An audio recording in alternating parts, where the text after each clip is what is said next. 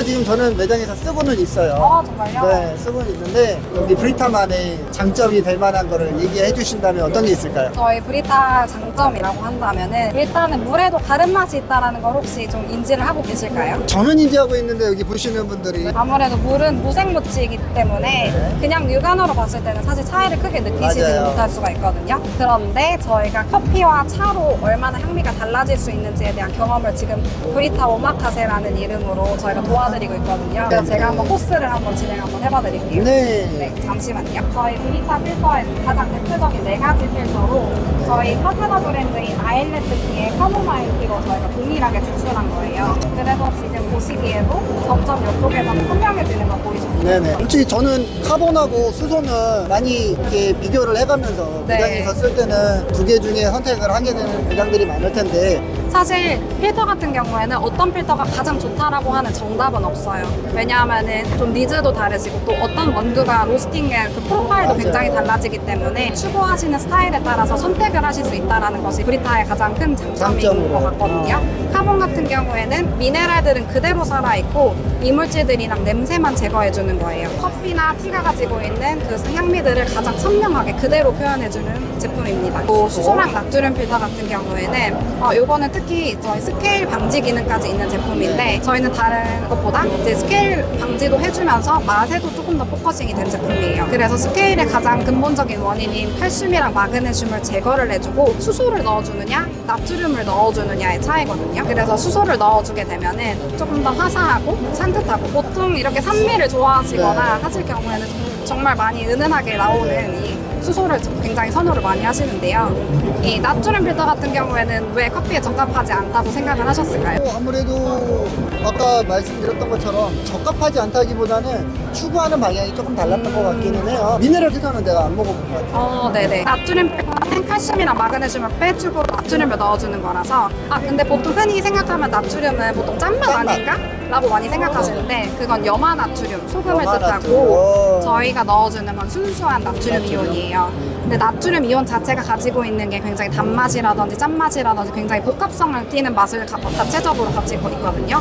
그렇기 때문에 굉장히 밸런스 있게 표현이 되고 단맛이 굉장히 올라오면서 좀 더 바디감 있게 표현이 됩니다. 특히 이 필터 같은 경우에는 에스프레소 머신 전용으로 개발이 된 제품이기 때문에 크레마라든지 에스프레소에 대한 그런 부드러운 질감들이 가장 잘 표현이 되는 제품이기도 해요. 그리고 마지막 같은 네, 경우에는 미네랄. 수색에서도 가장 진하고 진해요. 선명하고 비타민C 같은 색깔이 보이시죠? 네, 리미네랄은 말 그대로 미네랄을 더 넣어주는 거예요. 그래서 보통의 필터라고 하면은 사실은 필터에서 미네랄을 빼는 역할을 하잖아요. 네네. 네, 그런데 지금 저희 필터 중에 리미네랄 필터는 오히려 미네랄을 넣어줌으로써 해외 원두를 사용하는데 정말 너무 약배전의 원두들을 우리나라에서 먹으면 사실 그 맛이 그대로 표현되기가 어렵잖아요.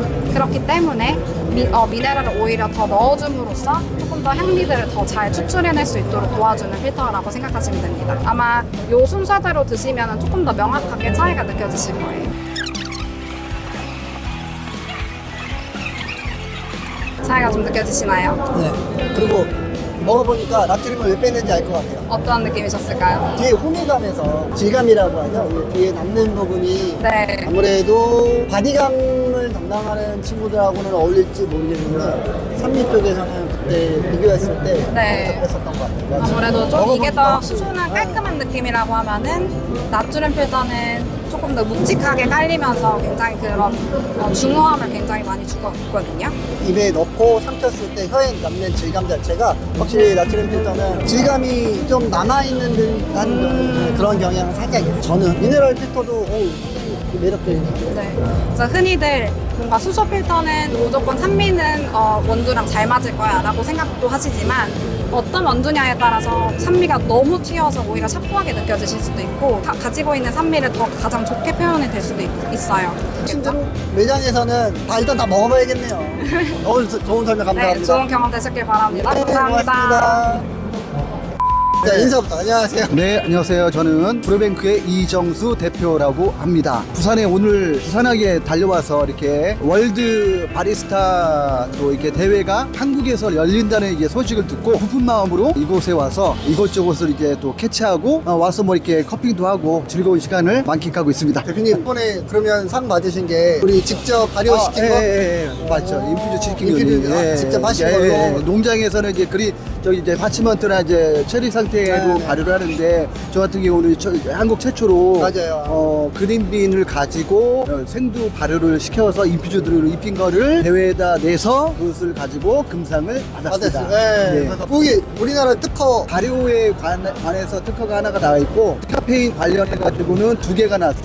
하나는 우리나라 국내 기준에 합당한 특허가 나왔고 네. 하나는 국제법에 97% 이상이 국제법이니까 네네네, 그거 90% 나왔네. 이상이 특허가 나왔습니다. 우리나라의 온 생두를 가지고 대표님이 그렇죠.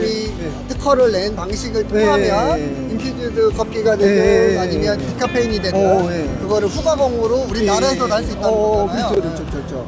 예전에는 이제 디카페인 자체가 맛이 없었다.